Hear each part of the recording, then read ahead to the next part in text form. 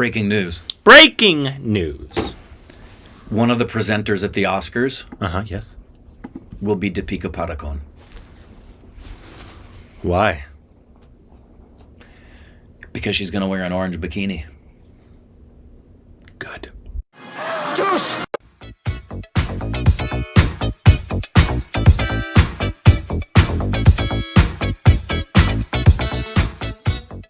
Hey, welcome back to our Stupid Directions of Korbin. I'm Deepika Padukone. You can follow us on Instagram, Twitter for more juicy content. Thank you to our viewers on Patreon. Follow us on Twitter account, subscribe and like button. But it's true. She just posted it on her Insta. She will be one of the presenters. She have a Hollywood film coming out? I'm sure she's going to be presenting song. That wouldn't surprise me. Just trying to think if she has anything Hollywood coming out. Yeah, I can't remember. It could just because well, make her more international. Put her in front of people. Wouldn't surprise me if either her publicist or if she's still with Gersh, they want her. Why wouldn't you want her to be on that? Yeah. Anyways, today that's very exciting. We have a lot to look forward to for the Oscars, and we will be watching it, not live, but we will be together to watch it.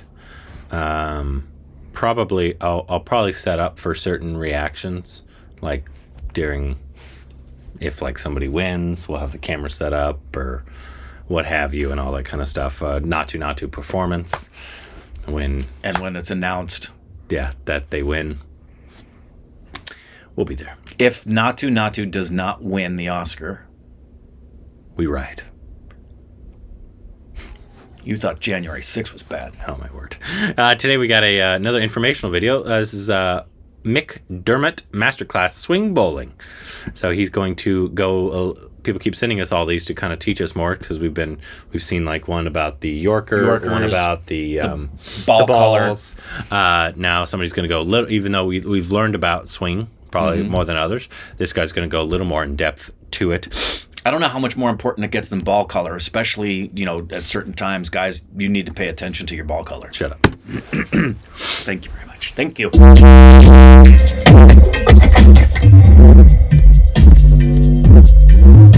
Hi, I'm Craig McDermott, assistant coach of the Australian men's cricket team. Hi, Craig. I'm here to give you some pointers on normal swing bowling and reverse bowling today.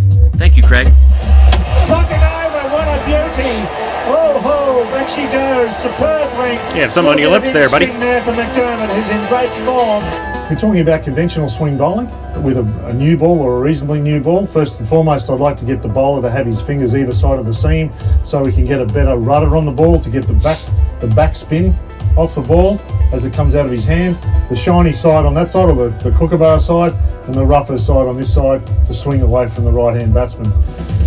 If it's a brand new ball, it really comes down to how good the bowler's wrist is, and that's something that we try and teach young fast bowlers right from the very outset of learning how to bowl fast or to bowl medium pace, and that starts with learning how to hold the ball like that and also to run in with their wrist up, which helps them to getting into their load up.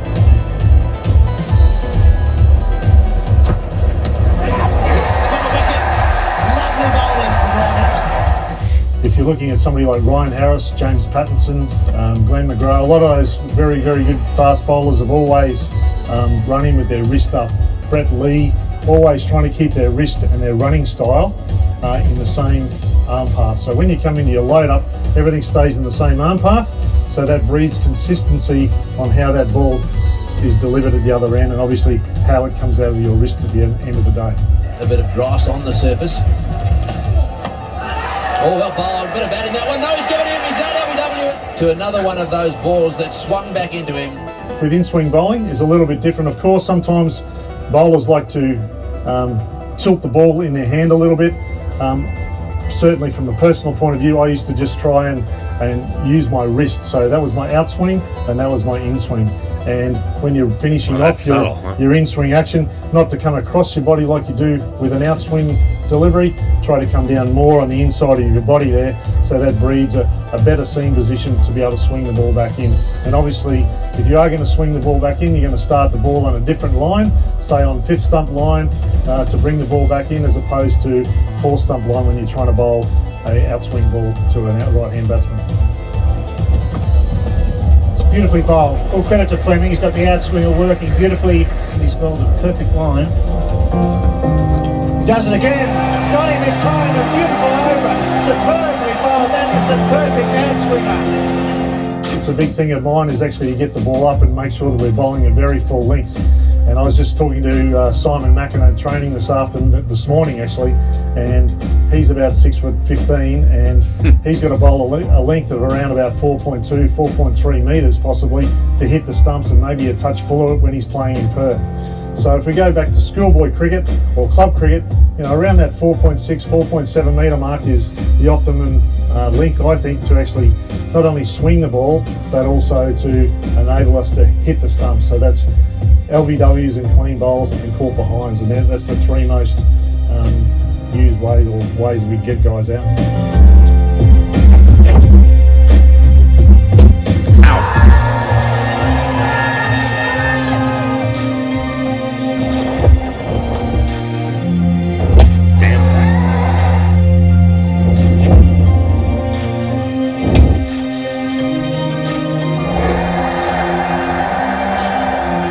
We go from a fairly new ball or a brand new ball, and we might get to a ball that's maybe 20 or 30 overs old. You can find a ball that's actually a little bit more scuffed up on one side and still remains reasonably smooth and even shiny on one side. On some occasions, both sides look very similar, but one side is smooth and the other one gets scuffed up. It's handy if your spinner gets hit into a car park somewhere and it gets roughed up a bit quicker, but certainly when the ball gets hit into the fence, it might get thrown back into a wicket that's on the side of a first class wicket and gets scuffed up. Just general wear and tear. You try and keep that side very dry, but obviously those scuff marks help the ball reverse the other way. Beautiful delivery. It's definitely reverse swinging. That is a beautiful ball. The difference between in-swing and reverse swing is this: the ball is different. If I was trying to swing a ball conventionally, that shiny side would be there to a right-hand batsman to swing it that way. But if this was a reverse ball, which this ball would go very nicely as a reverse ball, mind you, it's very, very scuffed up on that side, that's going to go in the opposite direction. When the ball is reversing, whatever side the shiny side is on, the ball's going to go to that direction. Some bowlers are really suited to bowling reverse and some bowlers just aren't. And that is a cracker. That has started, I reckon, 18 inches outside off stump. And obviously speed is a big part of that. If you're in the low 130s and high 120s, you're still going to be able to reverse the ball, but it's almost like that the batsman can nearly almost change their bat position. So if for our test bowlers, we like our reverse bowlers certainly high 130s into the 140s if we can, and that's why Rhino and Paddo and Peter Siddle of late, and also Mitchell Johnson are good at that, because they've got the speed.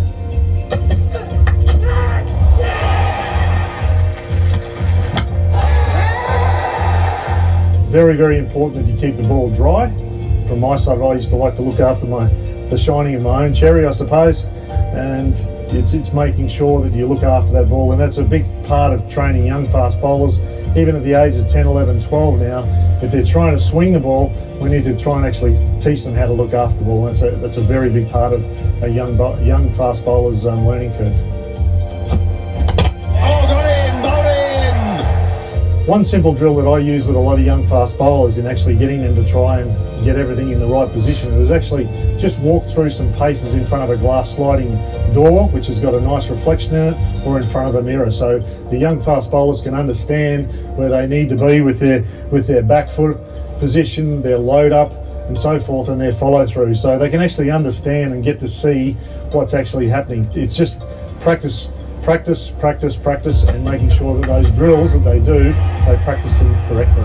If you're coaching a young fast bowler, making sure that they do some good run throughs each day with a ball in their hand. It's a very difficult thing for a young bowler to learn how to run with 142 grams or 156 grams in their hand, and then get into a proper load up position.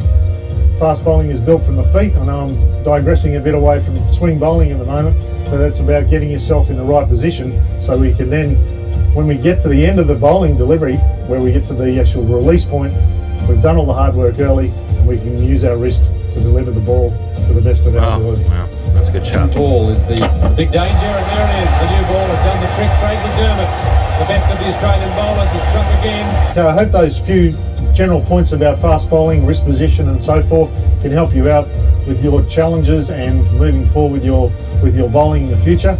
I look forward to seeing some young fast bowlers take this to the nets and end up on this screen at some stage. It's so complex. Just off the bat, it doesn't look like it's that complex. No. That's why a lot of people are like, oh, it's baseball. But then when you really get into the nitty, it's like, it's nothing like baseball.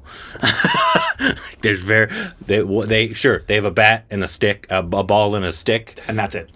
And they're different balls and different sticks.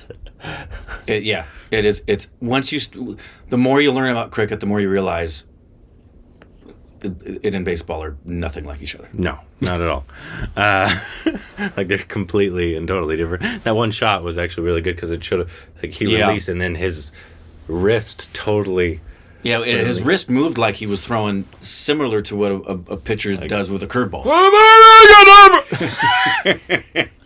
Because that's the grip is intentional, but in baseball, if I'm a right-hander, so if I'm releasing a curveball, my hand upon release is going to do that when the ball comes out, so it makes it spin sideways. Yeah. And that spin makes it come at the batter and look like it's coming toward their head and drop down into the strike zone, or look like it's going to be too high and drop in, or to the strike zone and drop away. And I also would like to know, because this is one of the dynamics in baseball that I love, and I don't know if it comes into play here, but depending upon the pitch count and the hitter and how many runners are on base, you have a pretty good guess. 70% of the time, I guess what pitch is coming. I know if they're going to throw an off-speed pitch, if they're going to throw a slider, if they're going to throw a breaking ball. Almost always, if it's a 2-0 count and there's a runner on base, everything's going to be down in the dirt because they want them to swing and ground into a double play. There's got to be nuances like that where everybody watching cricket is like, okay, he's clearly, I know this pitcher, I know this situation, he's going to throw a Yorker, he's going to throw... Yeah, it's encyclopedic, it seems. Once you know the... I think that's with any sport. Once you know the game, you know, especially if it's more of a team sport, you can... Because obviously you know it well, and obviously the coaches and the players probably obviously know it better than you know it. Right. And so they know the scenarios, like in football, if it's, 3rd and 1. Right. You're probably running it most of the time. Probably. I mean, not always, but I mean, or if it's like 3rd and like really, really short, it's probably going to be a QB sneak. Unless it's the 3rd quarter and you have negative yardage on your run game. Yeah. Then you might do a short pass. Yeah. So obviously, once you get into a nitty-gritty of any sport, I think you know how the game's played and you know what usually works best, but obviously it doesn't always, and that's why, like, if somebody does something out of the norm, they're like, oh, well, that guy's a genius. He's not doing what you would expect. Right. Andy Reid he's a coach for an NFL team that just won the Super Bowl. He's a genius with his play calling and stuff like that. But yeah, it's super intriguing. I feel like how many nuances there are. I feel like we're still at the bottom of Mount Everest. Yeah. In terms of getting to understand cricket. Yeah. It seems like there's just an insurmountable amount of not just cricket in general, but the different kinds of cricket and the different leagues, and there's so many. It's like he was describing a particular kind of bowling that's happening, and as he described it, he used 7 or 8 different terms that I don't know. Yeah. And I'm like, what that mean? Can I hold the ball? Anyways, let us know any other cricket videos that we can react to help us be less stupidish down below.